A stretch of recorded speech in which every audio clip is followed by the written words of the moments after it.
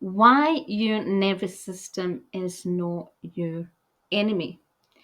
Now, there is so much around nervous system regulation. We see so much about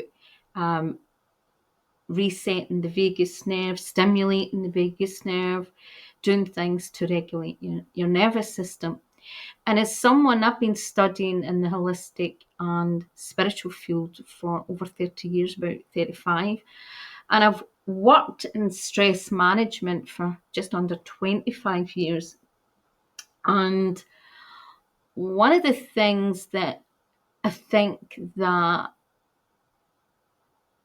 we can create a misunderstanding is that we then automatically look at when the nervous system is overstimulated, that our nervous system is not regulated, and we have challenges, that it suddenly becomes the enemy, right? That it suddenly becomes something that we look at as just a problem. Where I would challenge you to think, what is your nervous system trying to tell you? What is your nervous system trying to tell you? Now, if you're highly empathic and you're highly sensitive, your nervous system is more finely tuned. And we can go into, we can have a lot of debates around why it's more finely tuned and why you're more easily stimulated. But if we look at it on a positive note, when someone's nervous system is more finely tuned, it's just like an artist that is able to do finer things and notice finer things and to sense finer things. Their art can be more intricate and it can give a lot more depth to things. So when your nervous system is more refined, you can notice a lot of things, sense, feel, and be able to see a lot of things that other people can't. So that's see, feel, and experience. So the sensitive and the empath, that's why sensitives and empaths can be very intuitive and tend to see things from a bigger picture and sometimes a more deeper picture than, a lot of other types of people. Now, when the nervous system becomes overridden and we start having problems and challenges with our nervous system, or it really impacts our life in different ways, we need to, yes, of course, be able to address the imbalance or the problem where, what's going on, what's happening. And it's just like, listening to any aspect of your body. You need to be able to listen and sense and feel what is going on. One of the problems nowadays that I see we see it in the medical field, we see it in the holistic and healing field, is that everyone has their opinion on the cause of certain things. And sometimes there's a bit of kind of really where a lot of people throwing out things, but they don't have a lot of things to back it up. And if we look at even science and medicine is always evolving in relation to their knowledge. Sometimes they'll tell you one year that they have discovered this and this is the cause, but guess what? A few years down the line, they maybe find out something else and realise that that wasn't really the cause. There had been other contributing factors, or there was the reason they thought it was before was maybe for another reason. And that is one of the challenges that we have in as being a healer and a therapist coach. We're always learning, we're always evolving. And I do think there is a lot of generalizations out there that can be very harmful for clients and dangerous. And I'll give you some examples. So I was someone that had all sorts of nervous system challenges. So I started off as a child that you would class as highly anxious, sensitive, empathic. But I also was exposed to mercury toxicity. It wasn't just like, getting in your normal teeth. I actually was, a dentist put it up the actual root canal, the nerve, right? So which that is a completely different ball. It ends up, I ended up having nearly sight loss in that eye, and right where it had happened, right? Now, anyone that knows anything about mercury is very dangerous for the nervous system, and dentists that used to have mercury poison they would be classed as mad hatters because of what it done to their nervous system. So I had that, but lots of other things, and I had things like, for example, when I was only weeks old, I was accidentally dropped by an ant down the stairs. And I also developed from a young age structural issues, things that actually could impact the structural impact. I had also a lot of injury. I was just very unfortunate. Lots of things happened that would impact and was next to, for example, some of the cervical nerves and the spinal cords, things that are all related to your nervous system. I also was bitten, which appears to be tick bites at only the age of 14. And it would be over 30 years later until I got a diagnosis from abroad that it would imply that I did actually have Lyme and Lyme co-infections, which all attack the nervous system. But as someone who trained in many different holistic therapies, who also trained in a lot of, mind techniques, psychology, psychotherapy, I completely understand and know the importance of us understanding the trauma patterns that cause dysregulation, the trauma patterns that can also cause us to be over empathic and over sensitive. But what I see is that sometimes, because of the way that people's businesses are set up and the way that they're even taught, is that they get very fixed on a certain idea because it suits their agenda. Training skills, it suits their agenda to have certain beliefs about their modalities, their techniques. And what happens then, that many clients end up with, who have more than, there's maybe a complex issues, get overlooked, get misdiagnosed, get mistreated. And this happens in the medical system as well. I know for me, because of all the challenges, a lot of times I was misdiagnosed or was told there's nothing we can do for you. We don't know how to treat you, or you just have to live with your challenges. And then also other people who would throw in things that were not true. And some people implied that there were some things that were just psychological, which turned out to be actual structural problems. And I'm actually dealing with something at the moment that's been a long-term structural issue, and it's now became apparent that it was always partly a structural issue. And this is the problem. And the problem with so much nervous system regulation training is that a lot of it does not go deep enough. And a lot of it is making bold claims and implying things to the students, and then the students are implying that to the clients, that are not always true. Also, one of the things that concerns me, I taught relaxation therapy training. I taught people to become relaxation therapists. So we do a lot on, regulating the nervous system. And one of the big things for me was always ensuring that I conducted safe and effective practice, and that my students were always had a good awareness as much as possible, and to my knowledge, of things that may be contraindicatory and to help them think like that, not to just automatically assume that everything is safe and suitable for every client.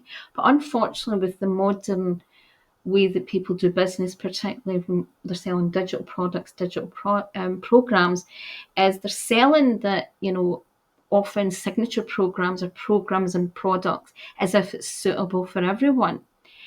And in many cases, that is simply not true, and it can actually do more harm than good, and also can imply that every person is exactly the same. And of course, there's always fundamental basics that you have to look at, and there's things that are very common in many people. But the problem is that there can be so many factors with so many things. Someone that has suffered or has some sort of high level metal toxicity, and that's still in the body and it's causing them problems, is going to be very different from someone who's maybe just had, and it's not just had, but had some sort of trauma or some sort of cognitive mental perception that is keeping something going. It's the same if someone has a structural issue with their spine. It's impacting their spinal cord, or they've had damage to certain nerves, and that they can, again, that is involved with nervous system regulation. That's a whole different issue. It's the same with vestibular issues, balance issues. But the problem is a lot of people are putting themselves out as nervous system experts. Now, I've got about probably 10,000 hours in study and practice in many areas like this. And I would still not say I was a nervous system expert. I would maybe say I was more a stress expert. But the reality is there's people that are doing, well, I'll give you an example. I was looking into something recently just to see, I'm looking for explore some other things and to see if I can get, some other techniques that there's more science-based backup. And there was someone advertising that their course was the most scientific based training in a certain area in relation to something that's to do with nervous system regulation. When in reality, I looked at the course content, I asked for more information, and it was very clear that by even what was on the program, that this person did not have a real backbone and depth of knowledge into a lot of things, and that the course was actually covering extreme basics. Even the amount of hours in the course was extremely basic.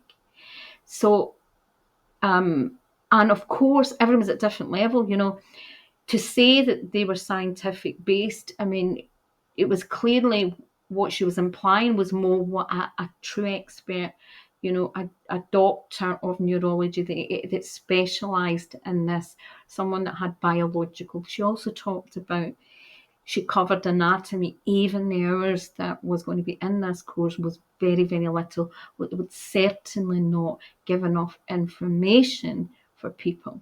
So I think this is really important. And of course, we're always learning, we're always evolving and expanding. But I see so many bold claims and people making bold claims and bold statements, and statements as if everyone fits certain categories or as if that applies to everyone when it's not true. And the key here is start connecting with and listening to your nervous system today.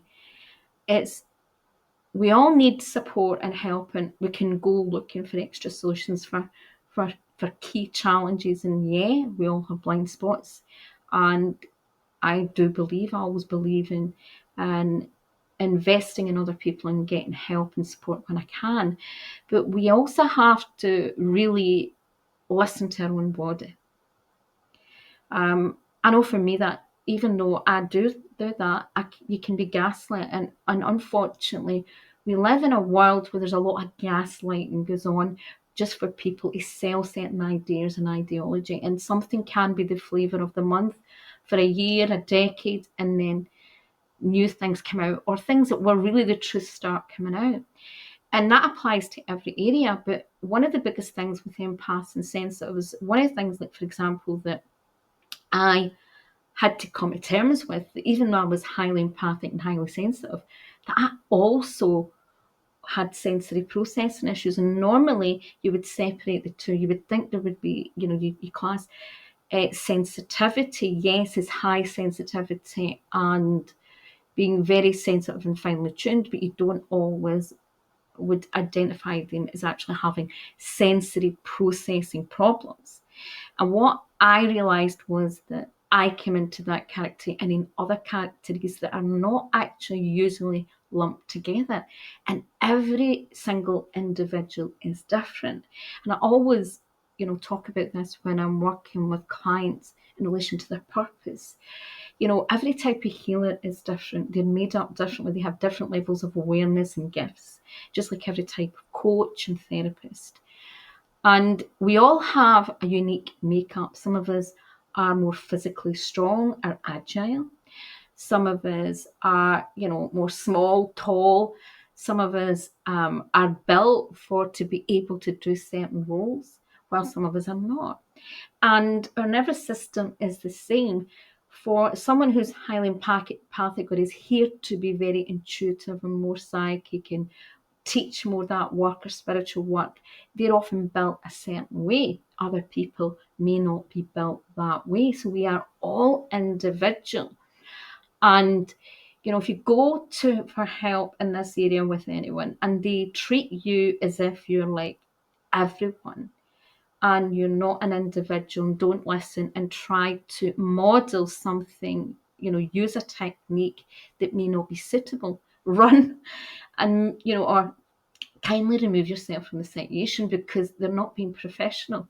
I've lost count the situations where I allowed that to happen, allowed other people to gaslight me, who ended up doing me more harm than good because of just lack of knowledge and not listening and their ego. Sometimes, sadly, it was to prove. I remember one situation who was someone who'd been a psychologist, a doctor, and was in the holistic field, and she was trying to prove her technique was safe and effective for everyone. She offered me a session, and I have to be honest, I didn't understand right away what the problem was, but she asked me to do a certain thing with my body, which created a problem, and I was suffering from a type of seizure. But at the time, I didn't really know why it created the problem. But as soon as she asked me to move my arms and legs in a certain way, I felt really unwell. And it was to do with some of the medical conditions I had. It was a contraindication. Now, it didn't suit her status because she wanted to almost prove that everything that this technique that she had used, using a combination of techniques, was a winner for everything, because that's sadly what sometimes people's egos want to do. It's easy for their marketing. And it wasn't till someone else who was a therapist that I knew could tell me right away what the issue was, because she had used something. Her technique was using a combination of things, and she was able to pinpoint right away what had actually been the problem. So first of all, before we have any solutions, we have to be able to listen to our nervous system. And I always like to suggest to clients to use things that are more safe and effective, like relaxation techniques. And the type of relaxation techniques I use is ones they're all different types. And yeah, some people that maybe have serious structural issues like spinal injuries or certain conditions, there is some techniques we would maybe not suggest, or we tell them to start lightly and do it. But there is a technique that I do have a very really, really easy, that is almost safe. I would say was safe for everyone. I have that technique over on YouTube, and I will put a link. And I do have, if you would love to learn more techniques to help your clients, a combination of relaxation tools, stress management tools that tend to be very safe and effective, but also tell you who they're most suitable and not suitable for. You can access over 20 of those tools and techniques over on my site, stress-coach.co.uk. And as I said, most of these techniques are techniques I actually used to teach my relaxation therapy students. I don't offer that training anymore, but you can access a plethora of techniques and tools, and it also includes things to consider. But the reality is that we need to listen to our own bodies, we need to listen to our own emotions, we need to identify what is going on. And sometimes there's all sorts of things that can be going on with people's nervous system. One of the things that's not talked about enough in the healing industry, and even a lot of the regulation, is posture and alignment. And so many things can happen when people structure, like if their head's not sitting right. One of the things that I've got a problem with, it seems to be cervical instability, which causes all sorts of problems. You can get compressions in the spine. So sometimes there's a structural impact. We see this in people with hiatus hernias. Certain types of hiatus hernias can cause, again, problems and paralysis of some of the diaphragm muscles, which again, so there's a structural issue. And until that issue is solved, there can be other problems. Because if you are taught by someone, say, for example, breathing techniques, and you have certain muscles in the diaphragm not working properly, some of these techniques can be very dangerous and cause you more problems. Start listening to your own nervous system, connect with your nervous system, because your nervous system is not just there to tell you when you're maybe struggling to deal with, because your nervous system can tell you when, energetically someone is, you find someone's around you very draining, or stressful, or create anxiety, or triggers that gives us a clue what's going on with us, and even in relationships. And that's a good bar. It can also give us information about when we're dealing with clients and we're dealing with things energetically. We can evolve that, but also it can help us understand how we function and what is good for us and what is not so good for us. So it has to start with the basics. And also the basic involves things like grounding and getting centered. So again, I have a plethora of resources that I will share underneath this video. I hope you've enjoyed this video.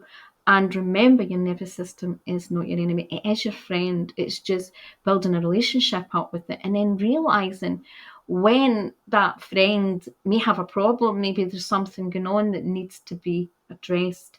And it's always important to look at these things holistically, not just to look at one person's ideology, perception. Have an open mind and look at things from a wider perspective. It makes you a better empath, a sensitive, and a therapist and healer. Bye bye for now.